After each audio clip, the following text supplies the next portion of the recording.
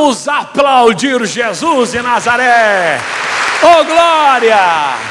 Eu sou Márcio Fatioli, pastor da Igreja Internacional da Graça de Deus aqui em Bauru, na Cussi Júnior 325, e todos os domingos nós temos o Santo Jejum da Vitória, e você é o meu convidado especial. Sempre aos segundos domingos de cada mês nós temos a Santa Ceia do Senhor, e é claro, as portas estão abertas para te receber. Vamos para o livro de Isaías, capítulo 45, versículo 22. Ei, meus amigos, a palavra de Deus, ela é maravilhosa e tem remédio para tudo, viu? A palavra de Deus, ela tem conselho para tudo, ela tem solução para tudo, e ela nos avisou sobre tudo. Sabe por que a gente sofre? Sabe por que nós nos decepcionamos e nos frustramos? Porque nós não lemos o manual da vida. O manual da vida é a palavra, e aqui tem tudo para nós. A questão é que a gente repete na vida espiritual o que nós temos costume de fazer na vida prática. Eu comprei um liquidificador um dia desses, baratinho, e um que vinha com filtro, porque você faz suco, essas coisas, tem que peneirar, dá um trabalho tremendo, você acaba nem fazendo, deixa o negócio lá jogado. Eu falei, Olívia, eu vou comprar um que já vem com filtro, que eu já bato o troço dentro, faço suco de pepino, beterraba, gengibre, berinjela. Que mais, gente? Maracujá. A senhora gostou do suco, irmã? Ah, não, a senhora não estava lá. É que... mas por maracujá, a senhora é profeta mesmo. Maracujá, que mais que a gente põe dentro? Hortelã, gostou demais. Você também estava até uma... inhame, que maravilha. Irmão, só que eu não consegui usar o bendito do liquidificador. Não encaixava o filtro. Aí vai para lá, vai para cá, liguei, o negócio voou tudo para cima, virou uma lambança, aquele negócio todo na cozinha. Daqui a pouco vem a minha sogra, Santa Dona Maria de Nazaré, veio lá do quarto dela, viu aquele tumulto todo, acho que falou, deixa eu ajudar lá, ver o que está acontecendo, né? Que ela é encarregada da cozinha, gerente geral. E daqui a pouco ela olhou aquilo que eu estava fazendo, primeira pergunta que ela fez, você leu o manual de instruções? Irmãos, a gente não lê o manual de um liquidificador, porque a gente acha que é só ligar e viver. A Bíblia é a mesma coisa, tudo está aqui, gente. A solução, o conforto, o remédio, o conselho, a repreensão, a porta, a vitória, o milagre, está tudo aqui. E uma das coisas, dentre tantas outras importantes que o Senhor falou, está em Isaías 45, 22. Nós podemos ler? Vamos juntos? Olhai para mim. E o que, gente? Sereis salvos. Você poderia já fechar a Bíblia e ir embora para casa, aqui já tem uma pregação. Sabe por que nós deixamos de ser salvos? Porque a gente não olha para Ele. A gente olha para tudo e para todos, menos para Ele. Pastor, mas salvação é morrer e ir para o céu. Qual foi a música que eu cantei do céu aqui, que as pessoas não conheciam? Agora já conhecem. Quarta-feira de manhã eu cantei, ninguém conhecia, acho que você conhece. Céu, lindo céu, lindo céu, é lá que eu vou morar, no céu, lindo céu. Cadê o pastor Caio? Ele sabe a letra toda. Céu, já está na cantina, manda fechar a cantina lá, irmão. Lindo céu, céu, lindo céu, é lá que eu vou morar, no céu, lindo céu. Salvação, presta atenção, vem do grego e significa livramento. Quando a Bíblia fala salvação, substitua na sua mente automaticamente por livramento. Porque salvação, no entendimento de quem fala a língua portuguesa, é morrer e ir para o céu. Mas salvação no contexto bíblico é livramento. Livramento do inferno, que também é a vida eterna, claro. Livramento das decepções, livramento das feridas, das mágoas, das dores, das angústias, livramento da dúvida, livramento da miséria, livramento das doenças. Resumindo, se você olhar para Jesus, você vai receber o livramento que você precisa. Se você olhar para Jesus, a cura está garantida, o sucesso está garantido, a realização, a felicidade, tudo está garantido para nós. Mas não é para Ele que a gente olha. A gente olha para quem critica, nós olhamos para quem duvida, nós olhamos para quem não acredita, nós olhamos para quem não está presente, nós olhamos para quem não importa. É por isso que a gente carrega tanta coisa a vida inteira. É como aquele mendigo andarilho que vai às margens da rodovia com um monte de saco nas costas. Eu duvido que você nunca viu um desses aqui na Rondon ou em qualquer outra estrada. Quem já viu um andarilho com um monte de mala, coisa? Quem já viu? Já viu? E quando você olhou, qual foi a primeira coisa que você pensou? Alguém andando a pé com tanta coisa. Para onde ele vai? E não só isso, o que é que ele faz com tanta coisa nas costas? Eu, por exemplo, não gosto de carregar nem sacola de mercado. Eu gosto de comprar, carregar eu não gosto. Me incomoda. Irmão, se eu fosse um mendigo eu não andaria com nada. Eu não gosto de carregar nada. E ainda os que carregam um monte de malha, um monte de coisa, ainda tem 2 ou 3 cachorros numa cordinha que vai junto.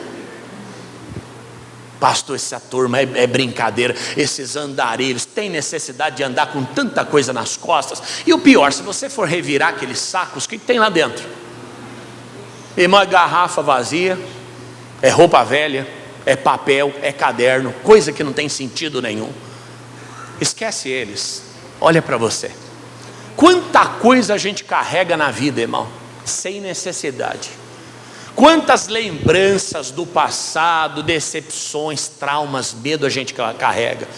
E o pior, a vida vai ficando cada vez mais pesada. Eu sou sincero a vocês, um dia desse orando, eu falei, Senhor, eu estou muito triste. Porque quando você olha para o ministério, por favor, não vou começar a sessão choradeira aqui não, tá? Mas eu preciso te ensinar e aprender com o Pai também. Quando você olha para o ministério, eu completo 30 anos de ministério em 2030. Eu fui consagrado pastor em 2020. Em 2030 eu completo 30 anos. Irmão, se eu for contar quantas decepções, quantos traumas, quantas frustrações, eu passaria a manhã inteira aqui contando a você. Será que eu não estou carregando isso essa vida toda? Em vez de eu lembrar de quem me deu alegria, de quem me honrou, de quem me amou, eu fico lembrando de quem me traiu, de quem me abandonou, de quem me deixou. Você fala, pastor, e eu que sou casado há 30, 40 anos, a mesma coisa, você deve estar com um saco enorme nas costas. E eu que trabalho lá naquela prefeitura há 43 anos, se você não jogar fora o que não presta, você está com um peso enorme nas suas costas. Por quê? Eu falo do ministério pastoral porque eu sou pastor, mas aqui tem advogado, dentista, médico, porteiro, encarregado, tem motorista, tem mecânico, tem aposentado, tem gente de todo tipo. E todo mundo, irmãos, vacila, deixa de olhar para Jesus. Veja, nós fazemos uma festa, a festa está cheia. A gente olha para quem veio ou para quem não veio? Tem um monte de gente ali prestigiando, aplaudindo, sorrindo contigo e torcendo por você. Mas você lembra da tia Lucy, que não veio no seu aniversário. É verdade ou não? A gente olha mais para aquilo que nós não temos, mas mais para aquilo que nós não temos do que propriamente para aquilo que a gente tem. Celebre aquelas 100, 50, 20, 10 ou 5 pessoas que te amaram e foram até lá. E posso te dizer por que você tem que celebrar por estas pessoas? Porque são essas que valem a pena na sua vida. Mas a gente perde tempo com quem não vale a pena. É gente que não nos ama. E muitas vezes gente até que nós precisamos saber o que de fato elas sentem no coração, e Deus permite que isso aconteça. Agora, pastor, eu tenho muita gente que me ama, eu tenho pouca gente que me ama. Eu quero saber uma coisa: Jesus te ama.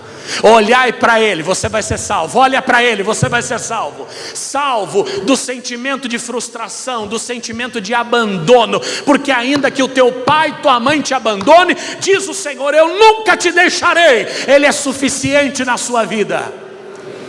Pastor, mas é duro, eu sei. Por isso que Ele está dizendo, olha para mim. Pastor, mas é frustrante, eu sei. Como eu disse, eu poderia passar a manhã inteira falando com você de frustrações.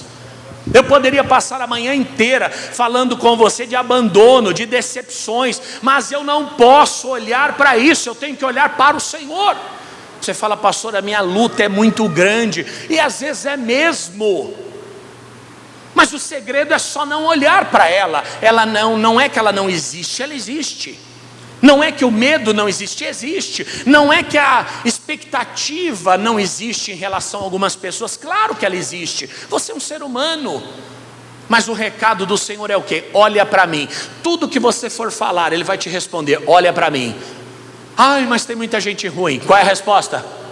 Olha para mim. Mas tem muita gente cruel. Resposta? Mas tem gente que não merece. Mas tem gente que não me ajuda. Mas tem gente que não me ama. Porque senão nós caímos na mesma vala do profeta Elias. Oi, pastor, como é que pode? Eu achei que isso era coisa de quem morasse em Bauru, Piracicaba, Cabriúva, São José dos Campos ou em Uberaba. Eu achei que isso era coisa de iniciante na palavra. Eu achei que isso era coisa de gente pequena. Eu achei que isso era coisa de gente que não tem espiritualidade nem fé. Vá lá para livro de 1 Reis, capítulo 19. 1 Reis, capítulo 19, versículo 1. Elias foi um dos maiores profetas da Bíblia. Elias foi um homem extremamente usado por Deus. Elias foi um homem de muito valor, de muita fé, de muita confiança. Elias foi um homem de muito tudo. Tudo que você possa imaginar concernente à qualidade de um homem de Deus, Elias tinha. Só que junto com tudo isso que eu falei, eu usei um termo. Ele era um homem. Homem de Deus, homem de fé, homem de temor, homem de milagres. Mas ele era um homem. Tem alguém aqui que é homem? Claro que homem é o gênero, né? Tem alguém aqui que é homem, ser humano? Tem. O todes nós ainda não adotamos não, viu gente? Aqui homem ainda vale para homem e mulher, tá? Ainda não fiquei retardado não. Inclusive você atentar contra a língua de um povo é crime. Porque a língua é uma das características de um povo, sabia? Você atentar contra símbolos nacionais, contra o idioma de uma nação, você querer atrapalhar aquela característica é ilegal, pelo menos em tempos normais, né? Que não é o que nós estamos vivendo hoje. Mas voltando para cá, que eu não quero mais inimigos não. O que acontece? Nós temos as mesmas características do Elias, e ele tem as nossas. Confiou em gente, acreditou em gente, esperou em gente, olhou para as pessoas, e o que aconteceu? Pensou em morrer, pensou que a vida não valeria a pena, que tudo aquilo que ele fez não produziu nada, e em determinado momento do ministério, ele até imaginou que estivesse sozinho. Lembra? Nós vamos chegar lá. Ele disse ao Senhor: todos se dobraram, só eu fiquei. Você já se sentiu sozinho? Já ou não? Já se sentiu sozinho? Não sozinho fisicamente não, sozinho moralmente. Você fala, caramba, nem uma ligação, nem uma mensagem, nem um sorriso, nem um aperto de mão, nem um muito obrigado. Qual é a resposta de Deus para nós? Olha para mim. Olha o que diz: e Acabe fez, 19:1, saber a Jezabel tudo quanto Elias havia feito, e como totalmente matara todos os profetas à espada. Então Jezabel mandou uma mensagem, um mensageiro a Elias, a dizer-lhe: assim me façam os deuses outro tanto, se der certo amanhã a estas horas não puser a tua vida como a de um deles. Quer dizer, Jezabel, mulher do rei Acabe, ela era adoradora de Baal. O profeta Elias desafiou Baal e os seus profetas. O fogo caiu e ele matou os 450 profetas de Baal da religião de Jezabel. Quando ela soube desse feito, ela mandou avisar o Elias: olha, eu vou fazer com você o que você fez com os profetas da minha crença. Irmãos, Elias acabou de fazer fogo cair do céu. Ele tinha motivo para temer? Um homem desse não pode ter medo de nada e de ninguém. Deus já mostrou que estava com ele. Mas o problema não é o que está acontecendo, o problema é para onde nós estamos olhando. Lembra do Pedro? Se é o Senhor mesmo, deixa eu ir ter contigo. Jesus olhando para ele disse o quê? Vem. E ele foi. E o que aconteceu, gente? Ele andou sobre as águas, ele fez o mesmo que Jesus estava fazendo. No meio do caminho ele sentiu o vento forte, deixou de olhar para Jesus e olhou para onde? Para a realidade, para a profundeza daquele local, né? Para o agitar das ondas. E qual foi o evento imediato? Qual foi a consequência imediata? Ele afundou. Quer afundar? Deixa de olhar para Jesus, é imediato. É um estalar de dedos. Pastor, mas os exames dizem que o meu estado é grave, é sério. Não tire os olhos de Jesus. Pastor, mas olha, não tem saída para mim, não tem. Ele é a sua saída, não é outra coisa. Pastor, mas olha, eu queria ter a fé de Abraão. Abraão também passou por isso, lembra? Senhor, já estou com quase 100 anos e eu não tenho filhos. O Senhor falou para ele: eu sou o seu galardão, olha para mim. E quando o Senhor orienta o Abraão a maneira e o que ele deveria fazer, ele retomou as suas forças, recobrou suas forças e prosseguiu a caminhada. Tem muita gente hoje que vai sair daqui prosseguindo a caminhada, porque o Senhor vai te levantar, o Senhor vai te sustentar. Diga graças a Deus. Não importa de onde vem nem para onde vai, o que importa é que o Senhor está com você e sempre esteve. O problema é que a gente para de olhar para Ele. Aí ele disse: amanhã eu vou fazer contigo, até amanhã eu faço contigo o que você fez com os profetas da minha crença. Sabe o que aconteceu? Versículo 3. O que vendo ele, se levantou e para escapar com vida se foi, e veio a Berseba, que é de Judá, e deixou ali o seu moço. Irmãos, esse texto ele é tão rico, eu não sei nem se a gente consegue concluir essa mensagem hoje, mas vamos tentar. Você vê que o Elias, ele acabou de fazer fogo cair do céu e ele mata 450 homens à espada. Isso era algo terrível, extraordinário, fora do comum. Mas por outro lado, ele fugiu da ameaça de uma senhora, de uma mulher, de uma senhora. Você vê como a nossa força, ela não está dependente do que a gente está enfrentando, mas ela depende da maneira com que a gente enfrenta. Você pode estar enfrentando um tumor e estar cheio de vida e preparado para vencer. O outro com uma gripe está jogado numa cama. Alguém está enfrentando uma dívida e está pensando em morrer. O outro foi abandonado, está sozinho na vida e ele está disposto a recomeçar a sua vida. Irmão, não é o problema que se enfrenta, mas é a maneira com que se enfrenta, é para onde se olha. Os nossos olhos têm que estar na direção certa, e a direção certa é o Senhor. Como Davi disse no Salmo: eleva os meus olhos para o monte, de onde me virá o socorro? O meu socorro vem de quem? Do Senhor que fez os céus e a terra. A solução vem dele, diga amém. Elias falou: agora eu não quero mais. E ele fugiu daquela mulher. Tem condições uma coisa dessa? Alguém que acabou de vencer 400 homens, fugir de uma senhora? Mas porque tirou os olhos de quem tinha que estar. E olha, não só isso, e deixou ali o seu moço. Aqui eu vejo como louvável. Por quê? Louvável e preocupante ao mesmo tempo. Porque ele estava tão desesperado com aquilo que poderia acontecer com ele, que a primeira coisa que ele fez foi deixar o seu auxiliar, o seu ajudante: olha, filho, vai para casa.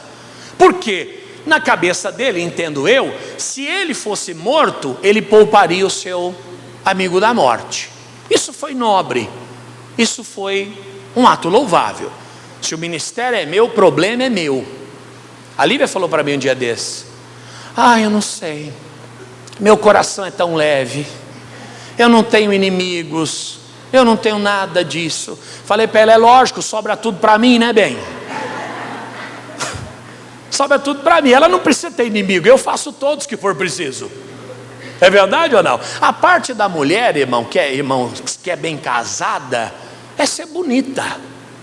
Você está com o seu marido aí do seu lado? Diga para ele: a minha parte é ser bonita. O resto é com o marido. Por isso que a mulher vive até os 90 e pouco, o homem morre com 55. É verdade ou não? É. A mulher com 70 aparenta 50, o homem com 70 aparece 196. Aparenta. Mas porque sobra tudo pro trouxa. Desculpe a expressão. Mas é assim. O Senhor nos fez assim. O homem tem uma estrutura muscular mais forte. O homem tem uma estrutura óssea mais robusta. O nosso DNA é outro. Não tem como. Então Deus já fez o homem para caça. Você vê no passado que nós não tínhamos os supermercados, não tinha o iFood, não tinha cartão de crédito. Acho que as pessoas eram mais felizes. O homem tinha que sair para caçar e tinha que voltar com alguma coisa. Irmãos, um dia você é o caçador e no outro é a caça. Quantos homens não devem ter morrido nessa de buscar comida? Meu bem, eu vou ali ao mercado, imagina, voltava, rapaz, a onça me arrancou um dedo.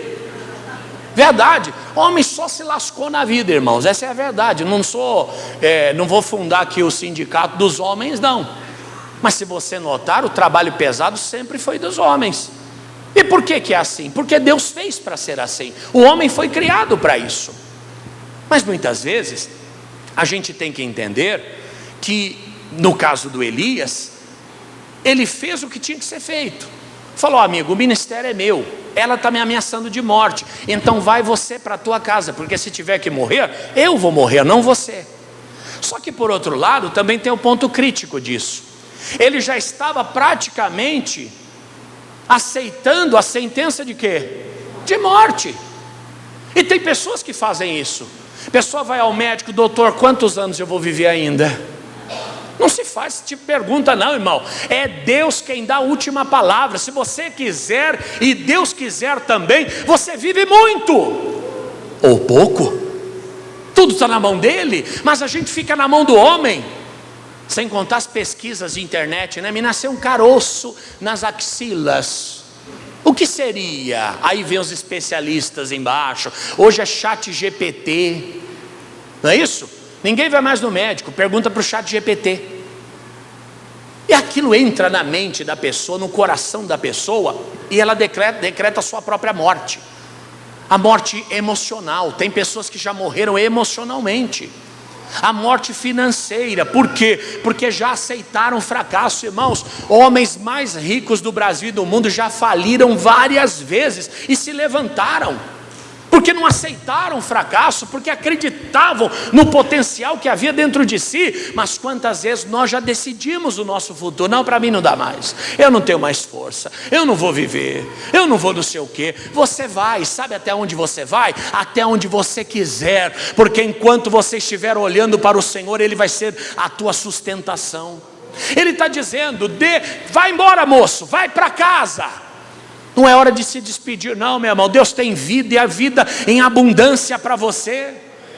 Não é hora de pensar em aposentar não, você está começando agora. Aonde nós colocamos um ponto final, o Senhor coloca uma vírgula e escreve uma história linda adiante. Ele está dizendo, versículo 4, vamos à frente: e ele se foi ao deserto, caminho de um dia, e veio e se assentou debaixo de um zimbro, e pediu em seu ânimo o quê? A morte, e disse: já basta, ó Senhor, toma agora a minha vida, pois não sou melhor do que os meus pais. De onde ele tirou isso? Da própria Bíblia. Ele pegou a história dos profetas antigos, que haviam sido assassinados, a maioria deles, e ele disse: olha, eu não sou melhor do que eles não, me mata logo de uma vez. Às vezes nós já pensamos em morrer fisicamente, talvez. Mas tem gente que olha para o casamento e fala: agora acabou. Tem pessoas que olham para um filho e falam: esse acabou. Tem pessoas que olham para uma amizade e dizem: olha, ali já foi. Amigo, o Senhor Jesus, uma das suas virtudes foi nunca aceitar a morte. Jesus nunca aceitou a morte. Quando ele foi ver aquela menina que estava morta, primeira coisa que ele disse quando entra no ambiente: a menina não está morta, mas está o quê? Está dormindo. Ele não confessava a morte, embora a morte estivesse diante dele, diante dos seus olhos. Quando ele vai ao túmulo de Lázaro, né, que as irmãs haviam mandado mensagem para ele, acho que por WhatsApp, algum caminho, dizendo: olha, vem que o meu irmão está ruim demais. No meio do caminho, Jesus fala aos discípulos: olha, o Lázaro está dormindo. Os discípulos falaram: mas como assim está dormindo? Ele não está entendendo. Ele falou: Lázaro dorme. Mas como assim? Ele só falou porque não tinha outro jeito. Falou: olha, ele está morto. Mas ele não admitia a morte. Você não pode admitir a morte. Tudo que nós ligamos na terra é ligado aonde? No céu. Não admita a morte. Você pode estar no fundo do poço, no pior momento da vida, nunca dê sentença. Pelo contrário, olha para Jesus, você vai ser salvo. Olhai para mim, sereis salvo. Olha para ele, declara a vitória. É o Ezequiel no vale de ossos secos. O que você acha, Ezequiel? Pode reviver? Senhor, não sei. O Senhor é quem sabe. Para quem ele olhou? Para os ossos ou para o Senhor? Tem gente que só olha para os ossos. Realmente a coisa está séria, hein? Meu Deus, nunca vi coisa tão ruim assim. Jesus, o Senhor poderia ter me levado na Disney, me trouxe para cá. Mas ele firme falou: o Senhor é quem o sabe. Ele não podia dar uma sentença, ele não estava ali para isso. Ele estava ali para fazer o que o Senhor determinasse. Amigo, assim somos nós na vida. Nós só estamos aqui para cumprir a vontade do Pai. E em algumas coisas Ele permite a nossa vontade. Mas como pregamos há alguns dias, em muitas coisas é a vontade dEle que vai prevalecer e não a nossa. Então, se você estiver no melhor momento da sua vida, olhe só para Ele. Se estiver no pior momento, continue fazendo a mesma coisa. Elias falou: olha, eu quero morrer. Eu quero morrer, para mim não dá, não sou melhor do que meus pais. Ainda usou a Bíblia. O crente, quando perde a cabeça, aliás, o crente verdadeiro, ele usa a Bíblia para tudo, é ou não é? Sim ou não? É a palavra, está na boca dele, está no coração dele. Mas o que se perdeu também usa a Bíblia. Estava até conversando, meu pastor e alguns amigos, e alguém falou uma coisa, outro falou outra, e eu falei: pastor, só que o pastor, no contexto, falei: pastor, na Bíblia na Bíblia tem resposta para tudo. Para tudo. Se você quiser viver em santidade, você vai viver. Se quiser viver no pecado, você vai encontrar na Bíblia também justificativa para isso. Não no contexto, em textos isolados. Davi pecou. Quem sou eu para não pecar? Davi pecou, eu também posso pecar. Davi pecou, mas se arrependeu. O profeta foi até ele e falou: amigo, tinha um cidadão que tinha várias ovelhas, e o outro tinha uma só. O que tinha várias foi lá e matou a única que ele tinha. O que esse homem tem que passar? Davi falou: esse cara tem que morrer. O profeta falou: esse homem é você. Davi falou: pequei, tão somente pequei. Na mesma hora ele confessou. Hoje é o contrário, né? Hoje você fala: isso aí é você. Tem prova? Tem filmagem? Tem fotografia? Tem testemunha? Quem falou? Quem falou? Falando um amigo, né? Até contei uma vez aqui: amigo, é o seguinte, seu filho está com alguns comportamentos que não são bons, anda aqui no nosso meio, mas ele está se desviando. E vieram me procurar dizendo, né, para que pudesse procurar o senhor para ajudá-lo. Esse camarada olhou para mim e falou assim: quem está falando do meu filho? Falei: não, a sua preocupação não tem que ser essa. A sua preocupação tem que ser o que o meu filho está fazendo. É ou não é? Você vê que esse homem traz a Bíblia: eu quero ser como os meus pais. Não, porque Deus não tinha isso para ele. Ao contrário, esse camarada nem morreu. A Bíblia diz que ele foi arrebatado no final da história. Você vê como é que é a coisa? Um cidadão que pediu a morte acabou nem morrendo no fim, porque os planos de Deus não são os nossos. Mas a gente não olha para ele, a gente olha para o patrão. Eu lembro de uma empresa que eu trabalhava, o meu encarregado, foi até num tom de brincadeira, mas ele falou, pegou um jornal, me chamou, estava escrito assim: desemprego nunca foi tão alto no Brasil. Não é o jornal dessa semana não, foi de 20 anos atrás. E quando ele me mostrou, eu falei para ele: de quando é essa notícia? Ele falou: isso aqui é de hoje. Eu falei: achei que fosse de 1980, que desde que eu nasci o desemprego é alto. Quer dizer, eles fazem o quê? Para intimidar, para que você baixe a guarda, para que você desanime. Amigo, não olha para isso não. Olha para Deus, não tem nada difícil para você. A fé nos faz alcançar o impossível. E se você pode até fazer o impossível, que dificuldade você tem? Você está com tudo na mão para vencer. Diga amém, gente. Não sou melhor do que os meus pais. No versículo 5, vamos. E deitou-se e dormiu debaixo de um zimbro. E eis que então um anjo tocou e lhe disse: levanta e o quê? E come. Você está com fome, Elias. Muitas das nossas reações, elas se dão por conta daquilo que a gente está vivendo naquele momento. É ou não é? Claro que é. Eu tenho uma amiga, irmãos, que se ela tiver com fome, ela é uma assassina em potencial.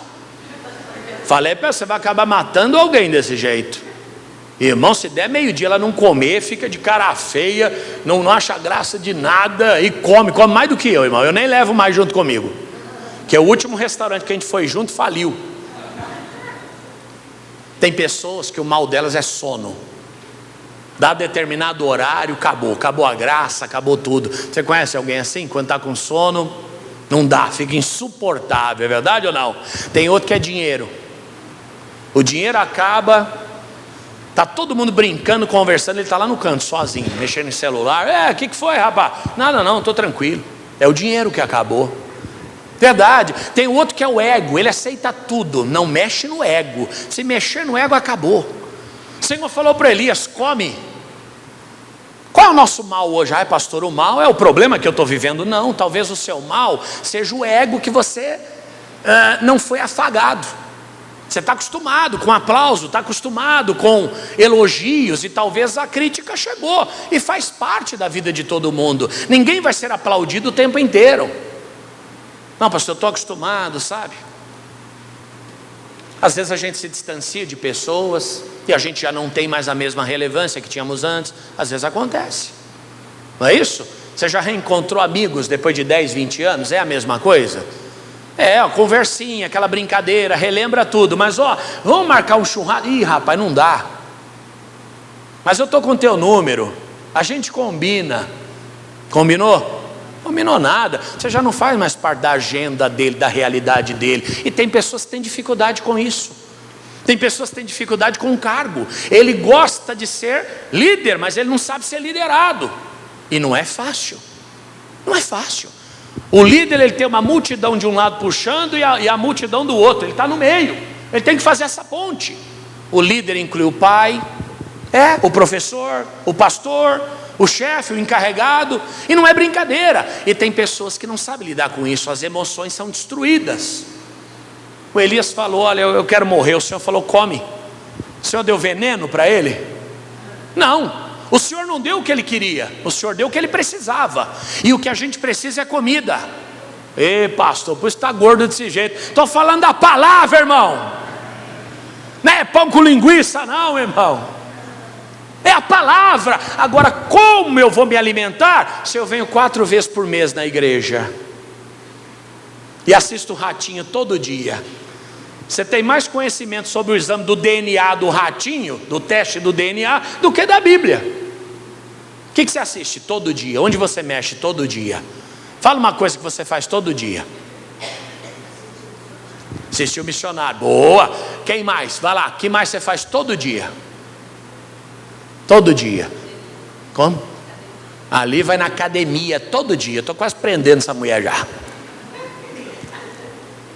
Então quer dizer, se eu vou na academia todo dia, eu vou saber mais dos equipamentos da academia e dos exercícios do que da palavra. Se eu venho na igreja 4 vezes por mês, é claro que eu vou ser mais entendido de algo que eu faço mais do que daquilo que eu faço menos.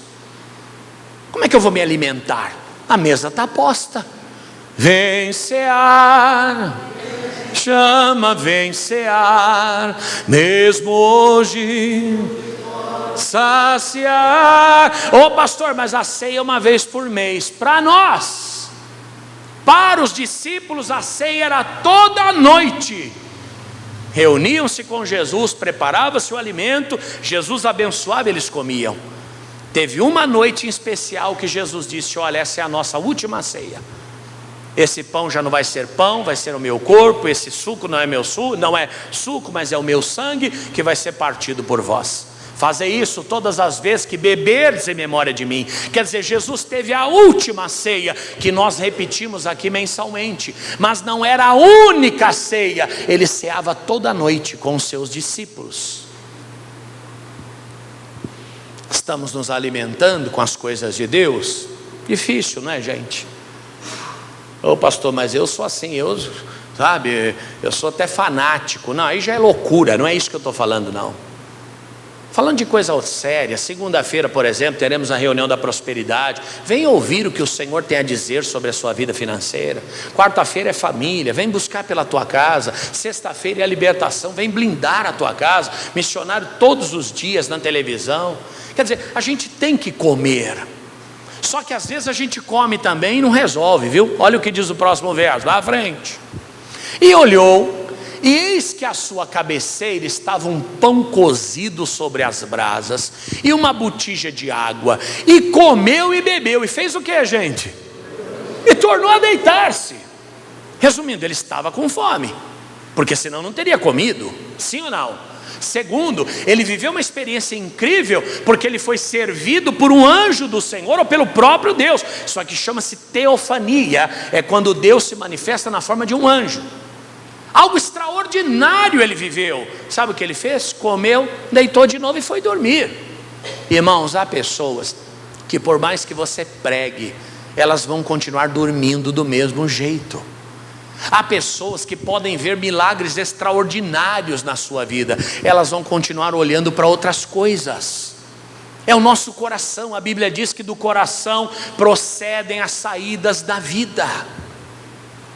Se a gente não tiver um coração firme, pode vir o alimento do céu, pode vir o maná, pode vir o anjo, nós nunca vamos nos saciar. E para que serve a comida? A comida é energia, é para a gente continuar vivo, sim ou não? O que nós temos feito com a comida que temos comido aqui? E irmãos, comida não falta, hein? Pessoa que fala que o pastor brinca demais, irmão, desculpe, mas se eu tirasse as brincadeiras, eu acho que não sobraria ninguém aqui, porque eu alterno entre brincadeira e pancada. Tem gente que está precisando das brincadeiras, e tem outros que estão precisando da pancada. Então a gente faz um bem bolado, é verdade ou não? É como o pai. Pai não é assim? Vamos lá, filho, corre para levantar o pipa. Aí o menino vai correndo, na rua não. É o pastor. Agora não, eu nem levo o meu filho para empinar pipa, porque dá muito trabalho. Aí já não é pai. Dá celular na mão do filho, não é isso? Fica aí, menino, vai lá. E o menino fica assim, às vezes bebezinho, irmão, fica assim, ó. É o nóia da tela. Atrapalha o crescimento, atrapalha o desenvolvimento cognitivo, a visão. Tem pessoa que quer esse tipo de pastor, que dá o celular na mão, fala, pessoal, nós vamos ter aqui o workshop de como se veste para o sucesso. Só fala, é isso que eu quero. É isso que eu quero. Nós vamos ter aqui a palestra de como voar mais alto. É isso que eu quero é voar. Nós vamos ter aqui a palestra de como a mulher cristã consegue Fala alguma coisa. Nós vamos ter uma palestra dos modelos de bolsa para a mulher cristã. A pessoa fala, eu quero. É o que você precisa? Agora é claro, não dá para ser pancado o tempo todo. Não dá. O pastor tem que ser o malvado favorito. Lembra do desenho lá? Ele mas era bacana, era gente boa, todo mundo gostava dele. O pastor tem que ser isso, não tem saída. Porque a gente tem que se alimentar, mas a comida que a gente come tem que produzir alguma coisa. É isso ou não? E tem que produzir quando? Quando precisa. Por exemplo, você tem vitamina, sei lá, D no seu organismo. A vitamina está armazenada. No dia que vier uma enfermidade que o organismo combate com a vitamina D, aquela vitamina que você armazenou, ela vai te dar força para você vencer aquela doença. Sabia disso? Inclusive muitas doenças são detectadas por alteração nesses quadros. Olha, sua vitamina X está baixo, é sinal que você está com determinada coisa. Você está com anemia, não é isso que você faz no médico, sim ou não? A palavra é igual.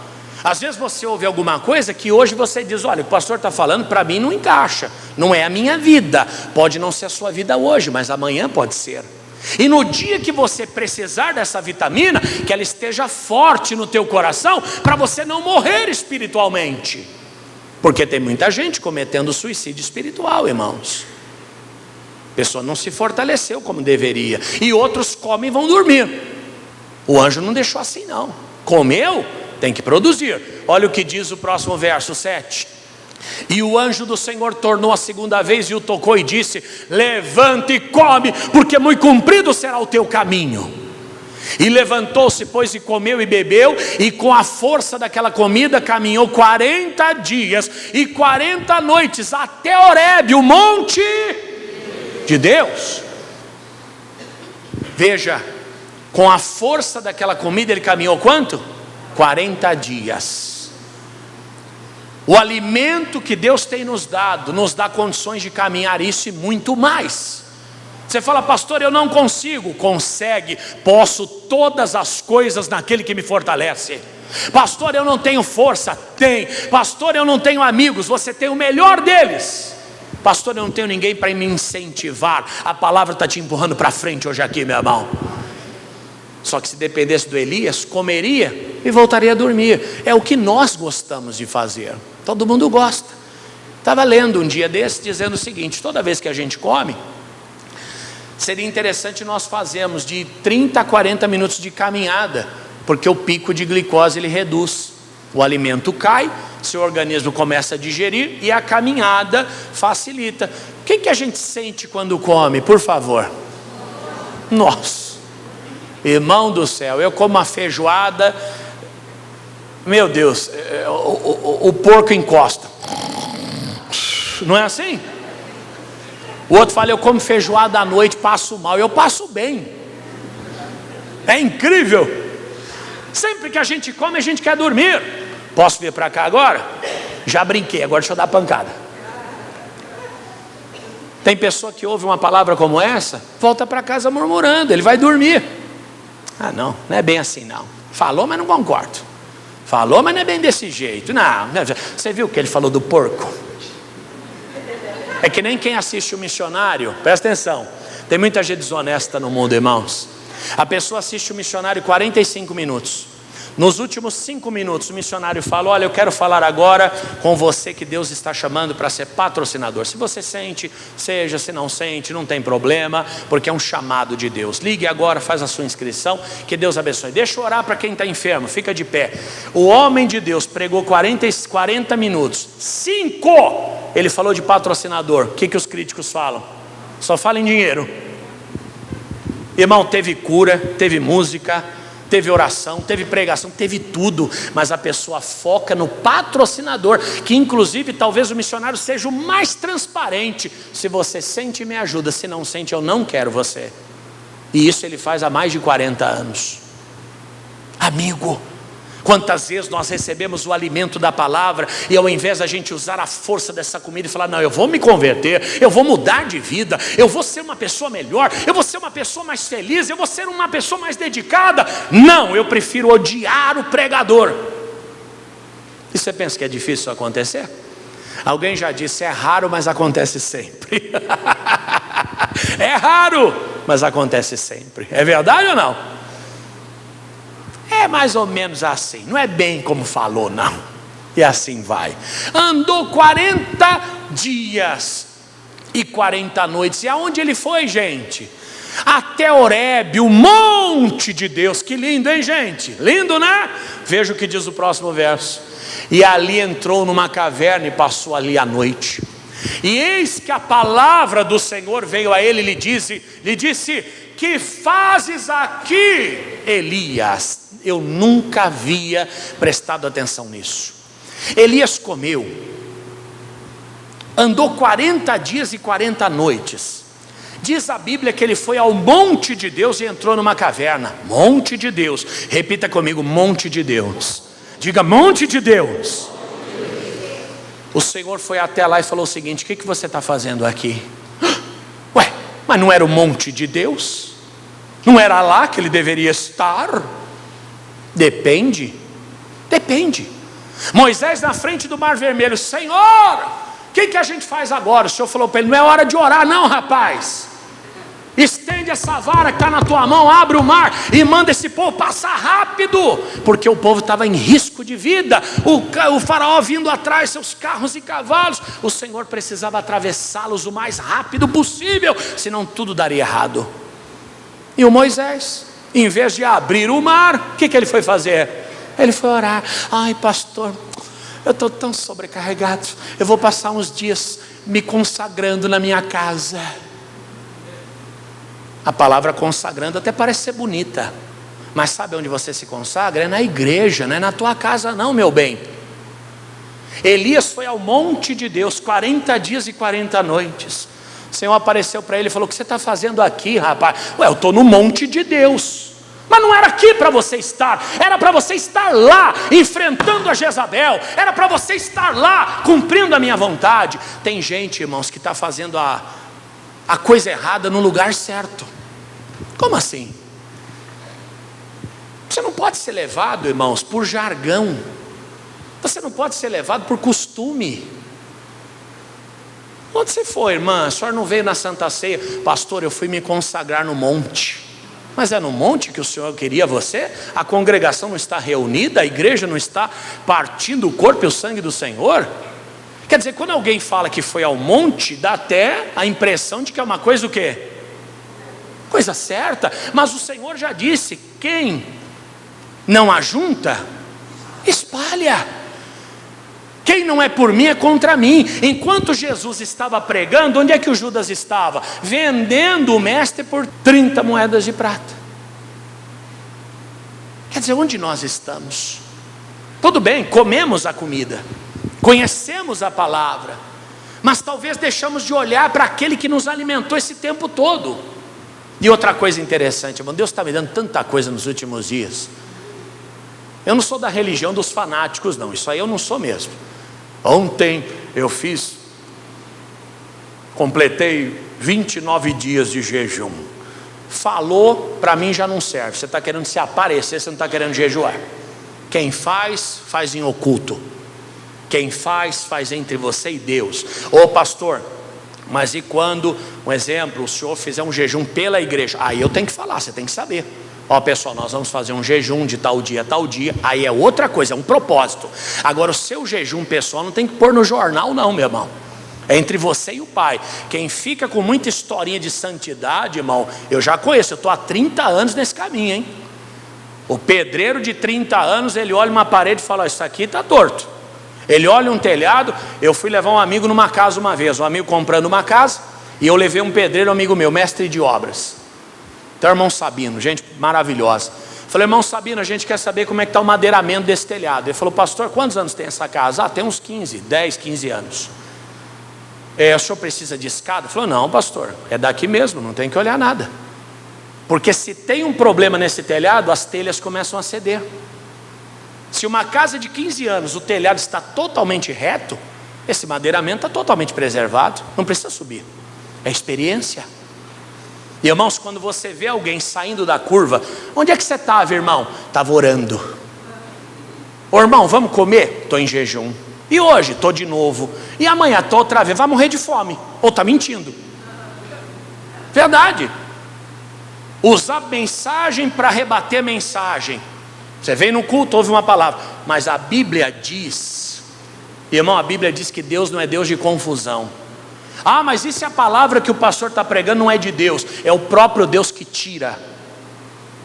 Você nunca vai ver alguém ensinando uma autoridade, é sempre ao contrário, a autoridade que ensina. É isso ou não? Eu não tenho como chegar ao missionário e falar: missionário, olha, esse trecho da Bíblia não é bem assim. Não, eu não posso fazer isso. Você nunca vai ver isso na Bíblia. Pelo contrário, o Eli teve os filhos que se perderam.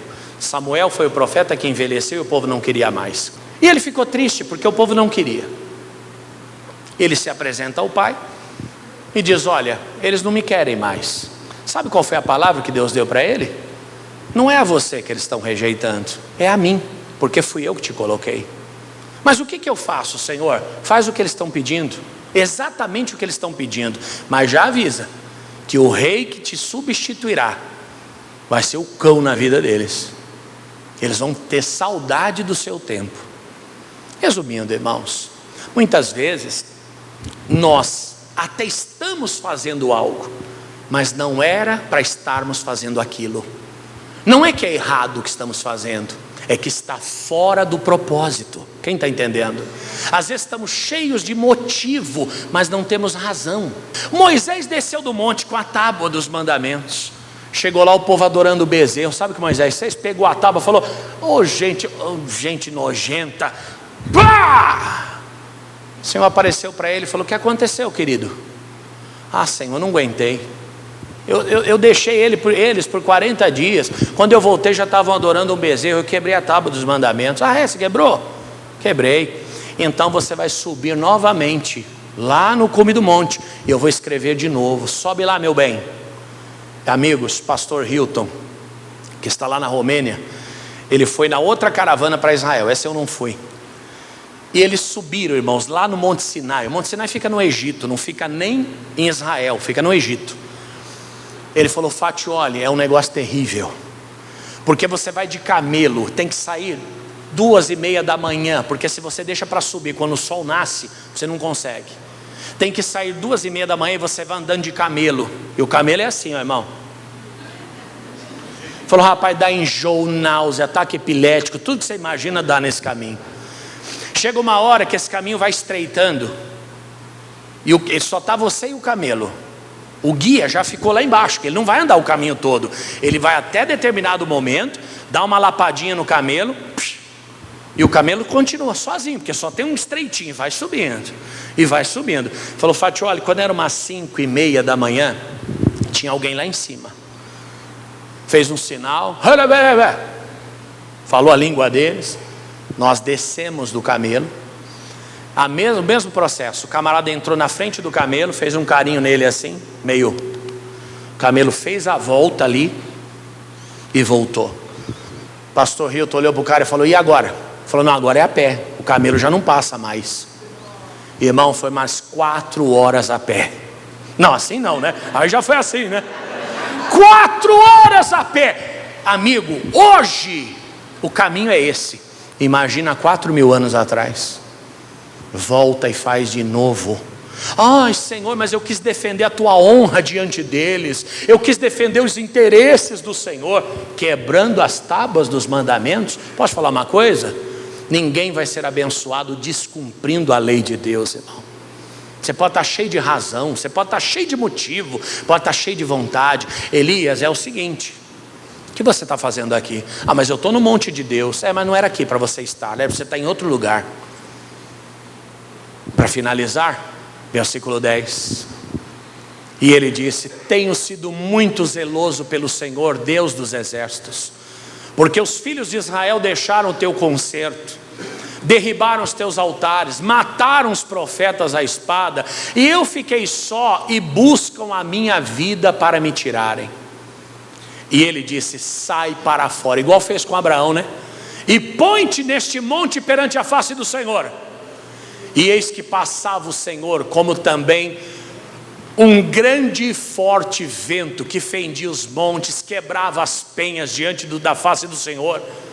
Porém o Senhor não estava no vento, e depois do vento um terremoto, também o Senhor não estava no terremoto. E depois do terremoto um fogo, porém também o Senhor não estava no fogo. E depois do fogo uma voz mansa e delicada. E sucedeu que, ouvindo Elias, envolveu-se o seu rosto na sua capa e saiu para fora e pôs-se à entrada da caverna. E eis que veio a ele uma voz que dizia: o que fazes aqui, Elias? Amigos, Elias era conhecido como profeta do fogo, com ele não tinha moleza.